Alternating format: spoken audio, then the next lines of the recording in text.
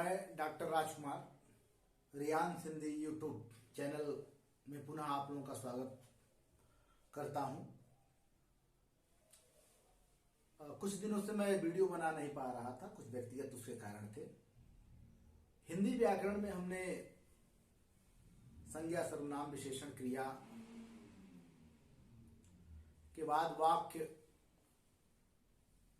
के बारे में बताए थे। वाक्य में क्या विधेय थे, क्या उद्देश्य थे, उसके बारे में हमने चर्चा किए थे। वाक्य के भेद के बारे में भी हमने बताए थे और वाक्य के भेद के बारे में हमने बताते हुए जो व्याकरण का वीडियो हम बना रहे थे यहीं पर आकर छोड़े थे। अब क्रमशः आपको वीडियो मिलेगा। अब व्याकरण के बाद हम साहित्य में प्रवेश करेंगे, लेकिन आज हम लोग देखते हैं कि वाक्य के भेद में, तो वाक्य भेद में इससे पहले हमने पढ़ाया था कि वाक्य के जो भेद होते हैं वह तीन तरह के हमने चर्चा किया था उस समय, कि एक रचना की दृष्टि से या रचना परक वाक्य के आधार पे वाक्य के भेद। तो इसमें जो है कि सरल वाक्य या साधारण वाक्य, दोनों चीज एक ही को कहते हैं। तो सरल वाक्य, दूसरा था संयुक्त वाक्य, तीसरा था मिश्रित वाक्य।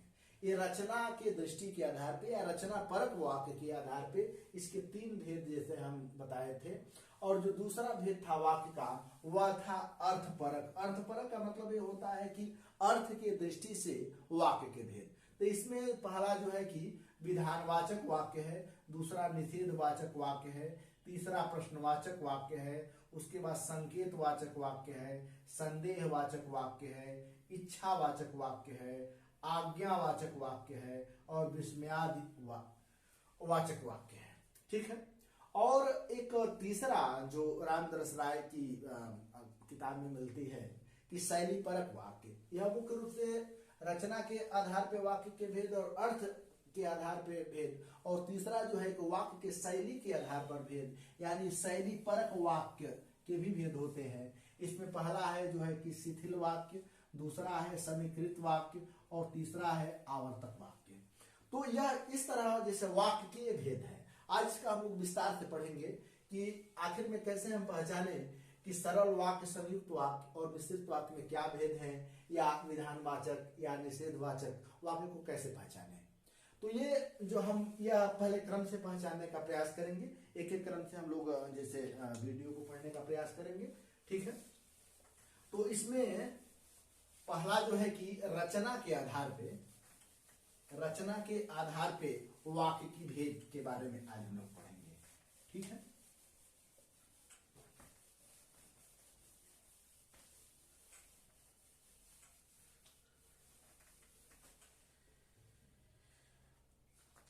तो ये देखिए, जो सरल वाक्य है या साधारण वाक्य है, सरल वाक्य या साधारण वाक्य का मतलब ये होता है कि जिसमें जिस वाक्य में, ठीक है, जिस वाक्य में एक उद्देश्य, कितना, एक उद्देश्य और एक विधेय, एक उद्देश्य,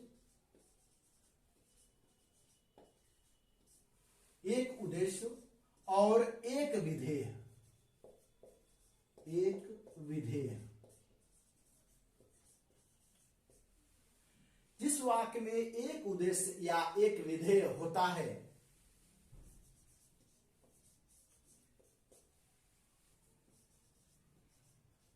उसे सरल वाक्य कहते हैं, उसे सरल वाक्य या साधारण वाक्य कहते हैं। यह ध्यान रखिएगा कि एक उद्देश्य और एक विधेय होना चाहिए। अब देखिए, एक उद्देश्य एक विधेय का मतलब ये होता है कि जब हम लोग वाक्य के भेद इससे पहले हम लोग पढ़ रहे थे तो उसमें हमने देखा था कि एक उद्देश्य और एक विधेय किसे कहते हैं, उसका हमने वहां चर्चा भी किया था। कि जैसे कि बच्चे पढ़ रहे हैं, बच्चे पढ़ रहे हैं, पढ़ रहे हैं सब, ठीक है, बच्चे पढ़ रहे हैं। तो एक चीज ध्यान रखिएगा कि कर्ता, क्रिया, कर्म, यही तीनों से किसी वाक्य का निर्माण होता है। और क्रिया में हम लोग इससे पहले भी पढ़े हैं कि सकर्मक और कर्मक क्रिया।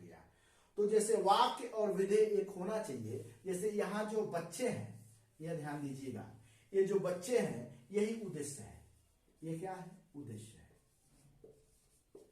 ठीक है, तो एक उद्देश्य हो गया, और ये जो पढ़ रहे हैं ये हो गया विधेय। तो एक उद्देश्य और एक विधेय है होता है, तो उसको हम लोग सरल वाक्य कहते हैं। अब इसके आधार पे हम लोग जैसे वाक्यों का निर्माण कर सकते हैं। जैसे हम कह रहे हैं, आप कहें कि अध्यापक पढ़ा रहे हैं, बच्चे गा रहे हैं, माताजी भोजन कर रही हैं, तो ये सब सरल वाक्य है। मेरी दादा दादी मुझे प्यार से जो है कि खाना खिलाते थे, ये सब जो है कि क्या बोलते हैं, सरल वाक्य के अंतर्गत आएंगे। सरल वाक्य में ध्यान देने की जरूरत यह है कि एक उद्देश्य और एक ही विधेय का निर्माण होना चाहिए, यानी एक ही में जैसे भले हुआ वह जिस वाक्य बड़ा हो, लेकिन उसका एक विधेय और एक उद्देश्य होना चाहिए, तब वह सरल वाक्य के अंतर्गत आएगा।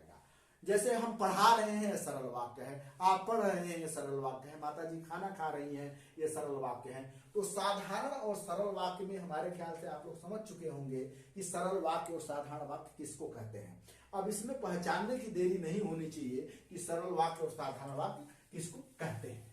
ठीक है, अब ये जो दूसरा है, जो संयुक्त वाक्य, ध्यान रखिएगा, संयुक्त वाक्य। संयुक्त वाक्य का मतलब होता है जोड़। और हम इससे पहले जब समुच्चय बोधक पढ़ाए थे, ये न हो तो यह संयुक्त वाक्य को विस्तृत रूप से समझने के लिए, ठीक है, आप समुच्चय बोधक पढ़ सकते हैं। और समुच्चय बोधक का मतलब ये होता है योजक। योजक का मतलब होता है जोड़ यानी चिन्ह। तो जहां पे योजक शब्द का प्रयोग किया जाए, तो योजक शब्द का प्रयोग किया जाए, वहां संयुक्त वाक्य होता है।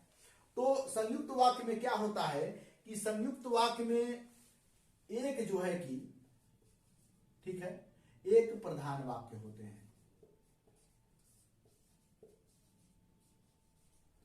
एक प्रधान वाक्य होते हैं, ठीक है, और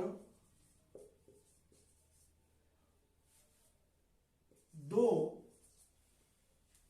या दो से अधिक, यह कह सकते हैं दो या दो से अधिक उपवाक्य होते हैं, उपवाक्य होते हैं।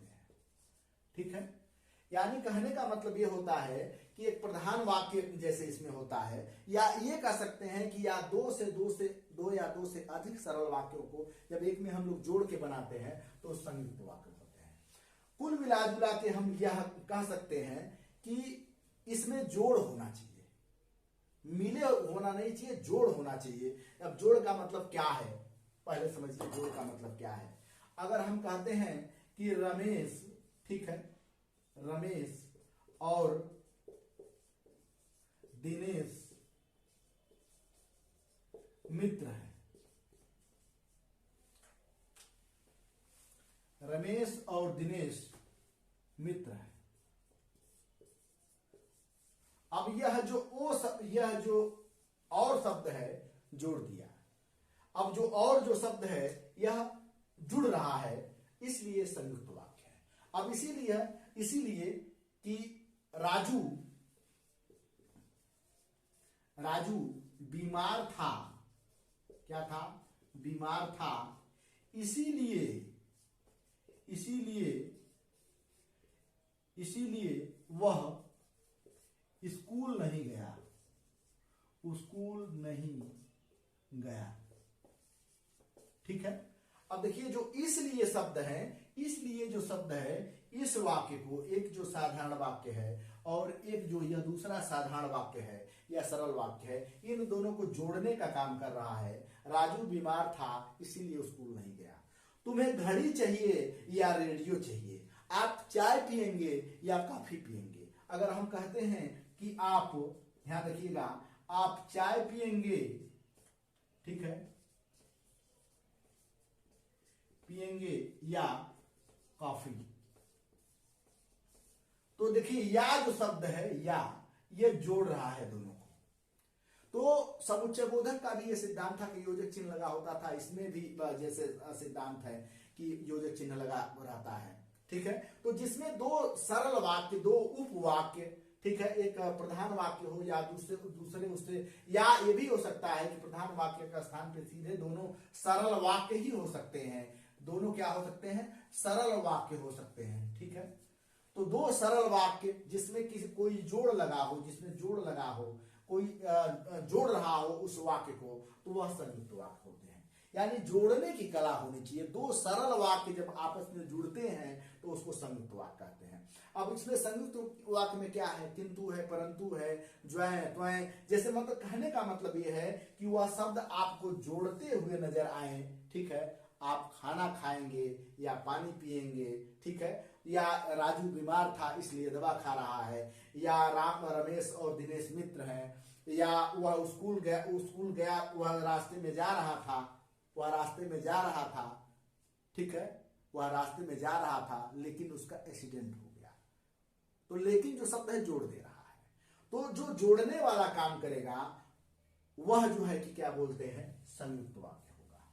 ठीक है, तो संयुक्त वाक्य में क्या होता है, संयुक्त वाक्य का मतलब होता है समुच्चय बोधक, और समुच्चय बोधक का मतलब क्या होता है कि जिसमें दो सरल वाक्य हो और जोड़ने की प्रक्रिया चल रही हो, तो यह जो है कि यह संयुक्त वाक्य होता है।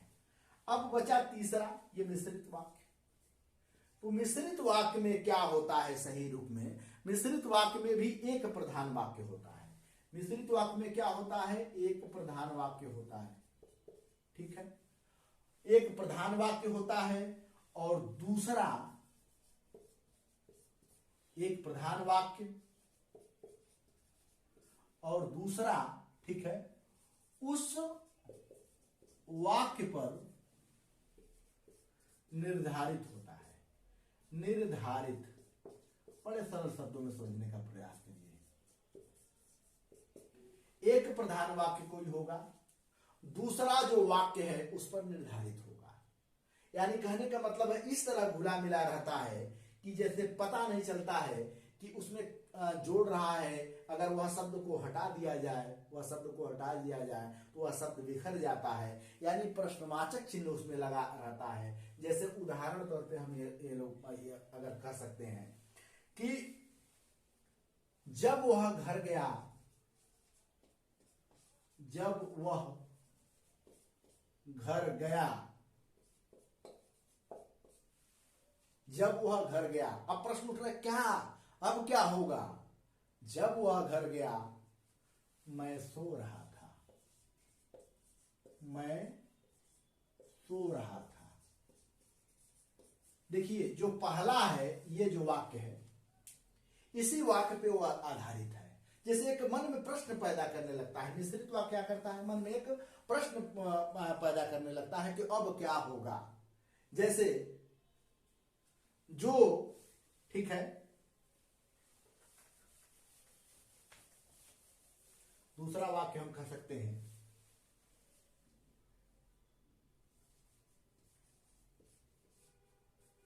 जहां जहां शांति है, ठीक है, जहां जहां शांति है। अब प्रश्न उठ रहा है कि अब इसके बाद क्या है भैया, तो इसके बाद आप कोई भी शब्द जोड़ सकते हैं कि जहां जहां शांति है वहां वहां विकास भी है। ठीक है, या ये कह सकते हैं कि जहां जहां अग्नि उठेगी वहां वहां धुआं होगा। तो एक शब्द दूसरे शब्द से जुड़ा होना चाहिए। अध्यापक चाहते हैं, क्या चाहते हैं, अध्यापक, अध्यापक चाहते हैं। अब भैया प्रश्न उठ रहा है क्या चाहते हैं, अध्यापक क्या चाहते हैं, अध्यापक चाहते हैं, ठीक है, अध्यापक चाहते हैं। अब ये अब काम लगा के जुड़ रहा है, अध्यापक चाहते हैं कि उसके शिष्य, ठीक है, उसके शिष्य सफल हो।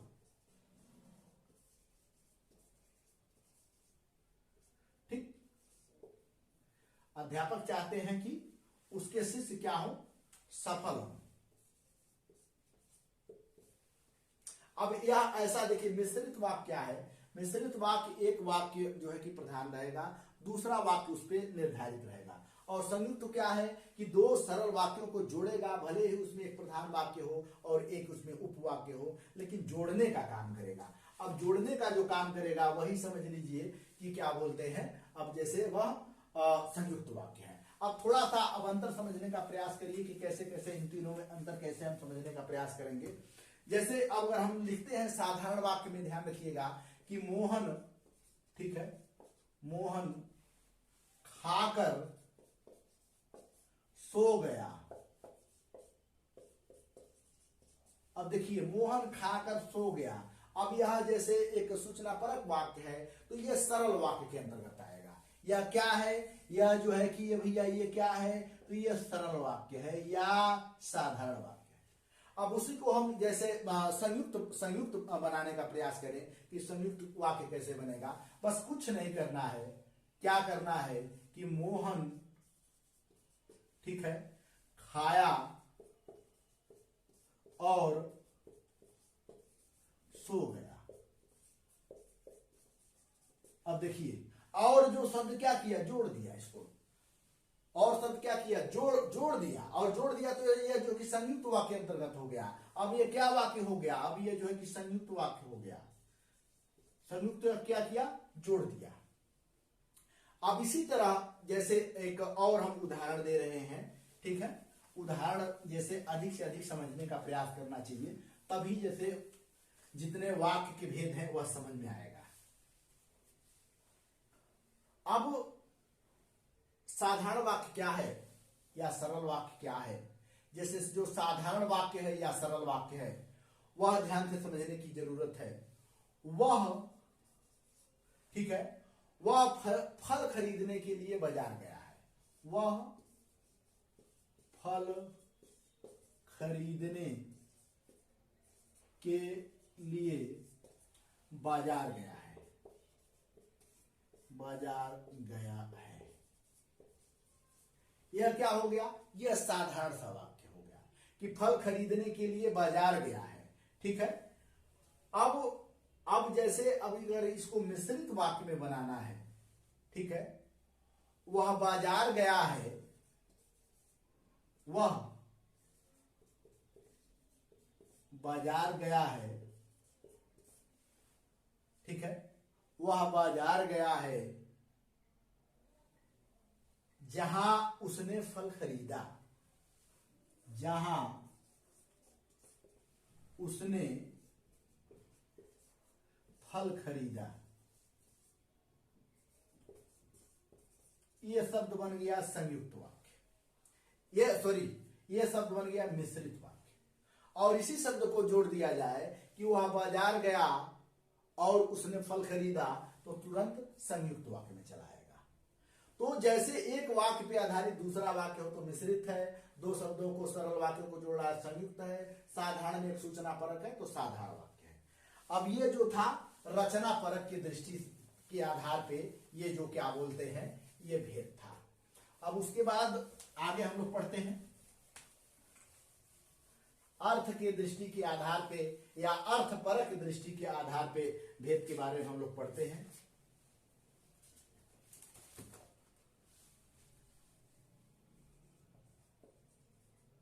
सॉरी,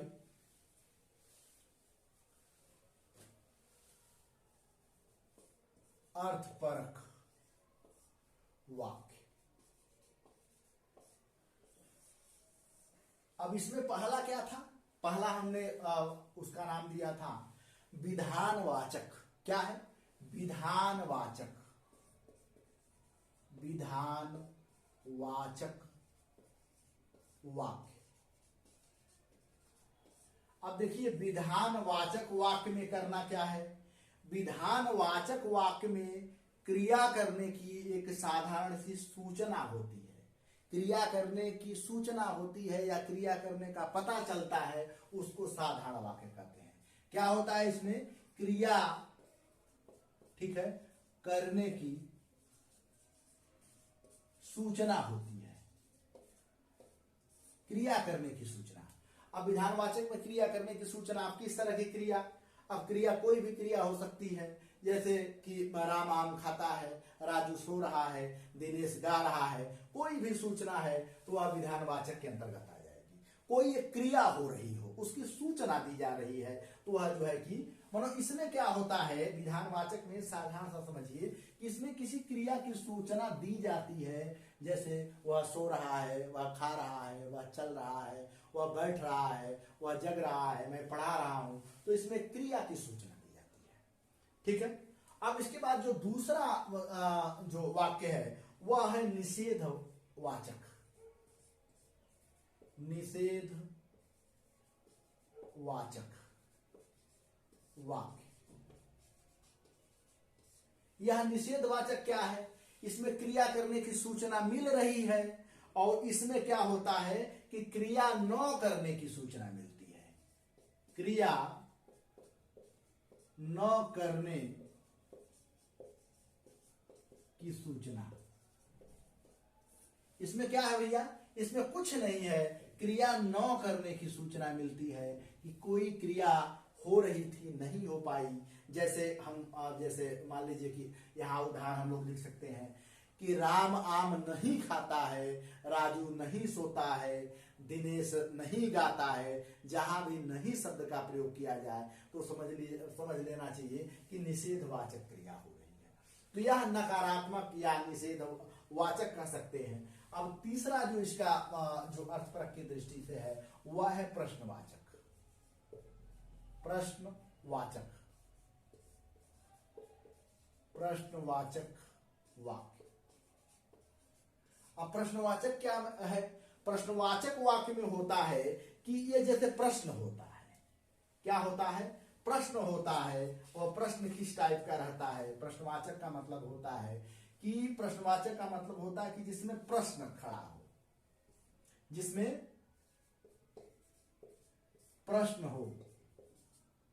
ठीक है। प्रश्न का मतलब क्या होता है, ध्यान रखिए प्रश्न कैसे बनता है। प्रश्न बनता है क्या से, प्रश्न बनता है कैसे से, प्रश्न बनता है कितना से।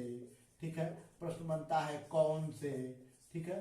प्रश्न बनता है क्या, कैसे, कब, कहाँ, क्यों। ठीक है। ये सब प्रश्नवाचक, जहां भी प्रश्नवाचक चिन्ह हो, ये चीज ध्यान रखिएगा कि इसमें, ठीक है, ये वाला चिन्ह जरूर लगा होना चाहिए प्रश्नवाचक का। यही मूल चीज होता है। प्रश्नवाचक जहां लग गया इसका मतलब ये होता है कि कोई प्रश्न खड़ा हो रहा है। तो यह प्रश्नवाचक जो क्या बोलते हैं, ये जो है कि प्रश्नवाचक वाक्य के अंतर्गत होता है। अब इसमें चौथा है संकेतवाचक। संकेतवाचक वाक्य। अब देखिए संकेतवाचक वाक्य में क्या होता है कि इसमें जो होता है संकेतवाचक में एक क्रिया दूसरे क्रिया पर निर्भर होती है। संकेतवाचक में क्या होता है कि एक क्रिया, ठीक है, एक क्रिया दूसरे, ठीक है, क्रिया पर निर्भर होती है। क्रिया पर निर्भर होती है। क्या होती है, निर्भर होती है।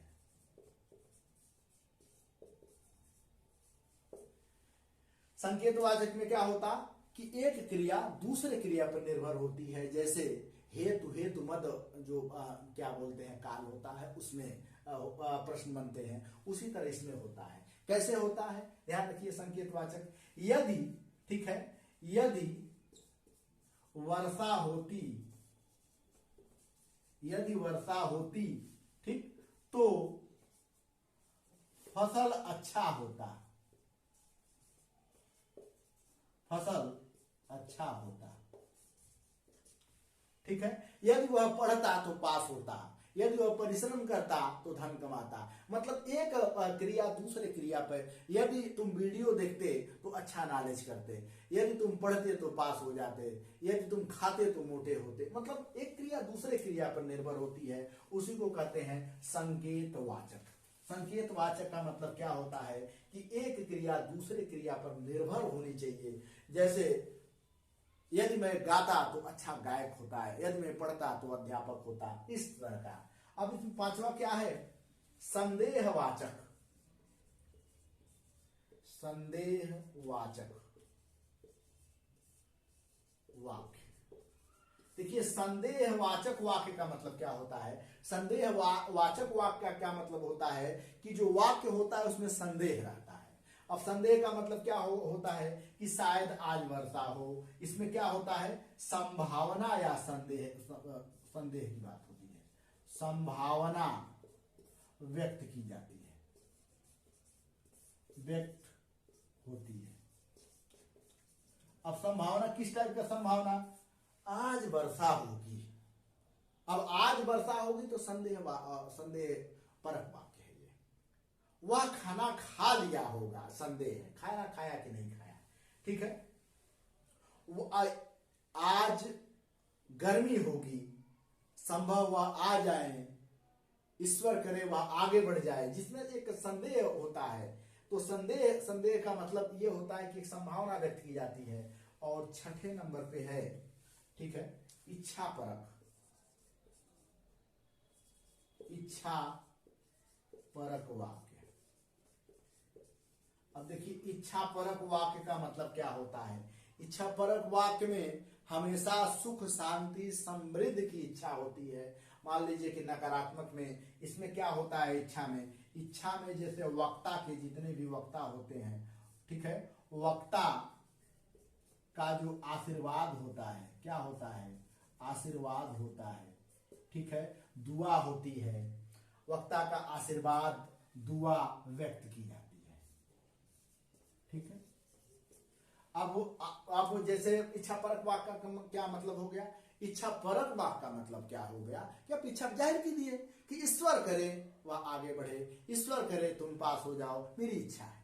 तो इस तरह की, जैसे आपकी यात्रा मंगलमय हो, आपकी यात्रा मंगलमय हो, मेरी इच्छा है, ठीक है, तुम बहुत आगे बढ़ो, मेरी इच्छा है। यह इच्छा परक वाक्य है। ईश्वर करे वह जल्द स्वस्थ हो जाए, ईश्वर करे वह पास हो जाए। तो इस तरह का जो वाक्य होता है इच्छा परक वाक्य होता है। उसके बाद 7वें नंबर पे है आज्ञावाचक। आज्ञा, ठीक है, परक या वाचक दोनों लिख सकते हैं। आज्ञावाचक वाक्य। आज्ञावाचक वाक्य में क्या होता है कि आज्ञा और अनुमति का पता चलता है। आज्ञा या अनुमति, आज्ञा अनुमति का पता चलता है, ठीक है। आज्ञा अनुमति कैसे, तुम बाहर जाओ ये आज्ञा है, तुम अंदर आओ ये आज्ञा है, तुम खड़े रहो ये आज्ञा है। तो यह आज्ञा परक वाक्य में, ठीक है, तुम कमरे के बाहर चले जाओ, तुम कमरे के भीतर आओ, तुम खड़े रहो, ढक जाओ यहाँ पे, ये क्या है, आज्ञा है। तो आज्ञा परक वाक्य में प्रश्न ऐसा होना चाहिए कि जिसमें आज्ञा मिल रहा है, तुम बैठकर पढ़ो ये आज्ञा है, ठीक है, तुम सोकर मत खाओ ये आज्ञा है। तो अब जो 8वां है वह है विस्मयादि।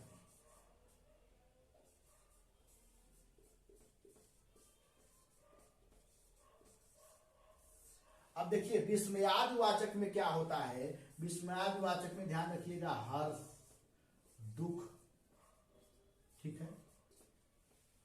देखिए इच्छा परक में क्या था, इच्छा परक में आशीर्वाद हुआ था, लेकिन इसमें क्या है कि हर्ष, दुख, घृणा, घृणा भी है इसमें, ध्यान रखिएगा।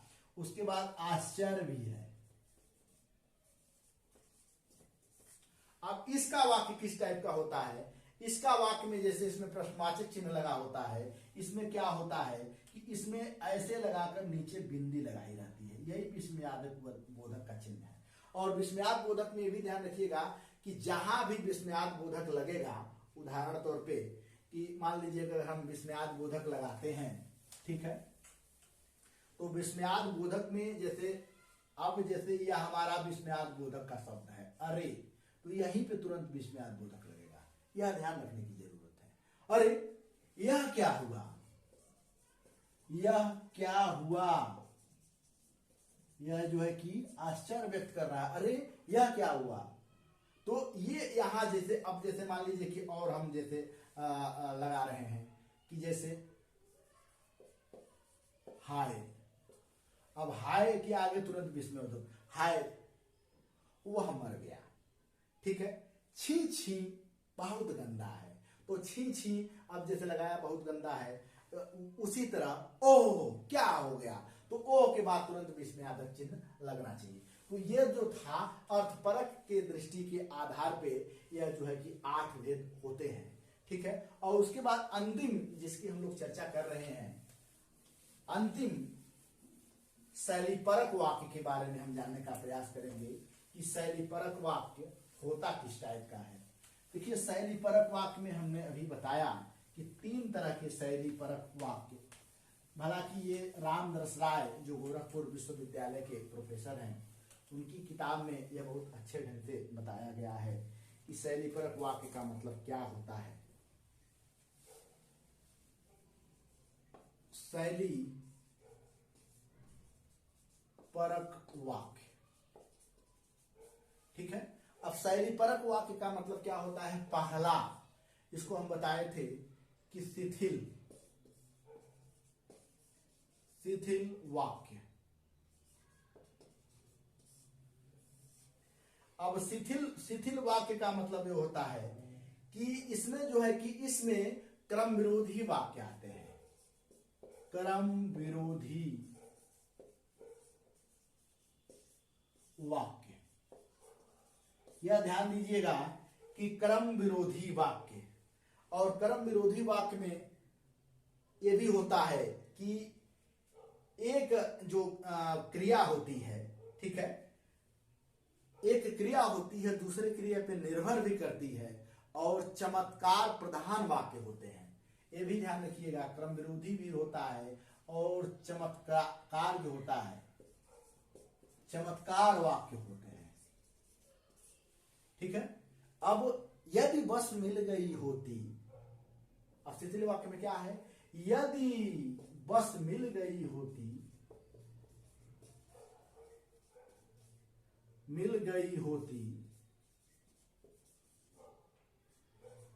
तो मैं दिल्ली होता, ठीक है, गया होता। अब क्या है ये भैया है जो कि शिथिल वाक्य है। चमत्कार तो उत्पन्न हो रहा है, क्रम विरोधी भी हो रहा है। यदि वह ठीक रहेगा, ठीक है, यदि वह ठीक रहेगा तो आगे बढ़ जाएगा। इस तरह का शिथिल वाक्य, क्रम विरोधी होना चाहिए, और क्या बोलते हैं इसमें चमत्कार की भावना होनी चाहिए। और दूसरा है, ठीक है, समीकृत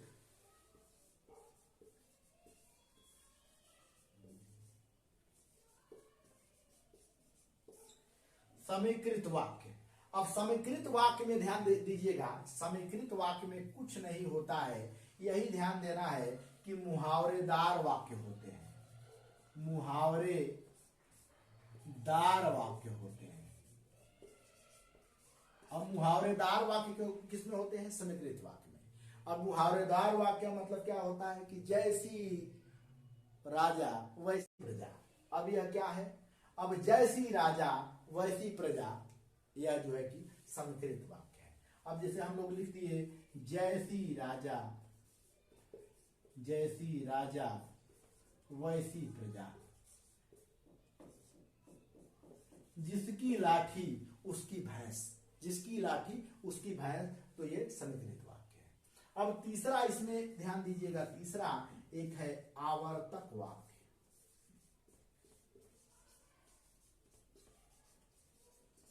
आवर्तक वाक्य का मतलब क्या होता है कि इसमें अतिशयोक्ति शब्द का प्रयोग किया जाता है, और अतिशयोक्ति शब्द का मतलब अनेक विशेषण का प्रयोग होता है। इसमें क्या होता है कि अनेक विशेषण लगा होता है, अनेक विशेषण, ठीक है, अनेक विशेषण युक्त वाक्य होता है।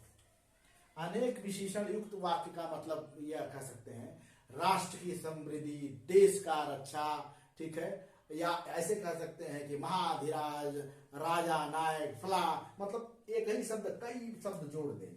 जैसे धन्य है भारत माता के वीर सपूत, धरती के लाल जो देश की रक्षा कर रहे हैं, ऐसे शब्द मिले तो आवर्तक वाक्य है। आवर्तक वाक्य का मतलब क्या होता है कि कोई वाक्य होता है उसके साथ अनेक विशेषण लगे रहते हैं, जैसे वीरों के वीर, महावीर, विशेषज्ञ, विद्वान, एक ही साथ 10 शब्द लगाते, वह जो है कि वह क्या होते हैं, आवर्तक वाक्य होते हैं। तो ध्यान रखिएगा, हम थोड़ा सा हमारा वीडियो लंबा हो जाता है, तो वीडियो लंबा होने का कारण ये होता है कि हम चाहते हैं कि विस्तृत से आप सीखें, ठीक है। तो इस तरह वाक्य के भेद आज समाप्त हो गए। फिर उसके बाद अगले कड़ी में हम लोग मिलेंगे। बहुत बहुत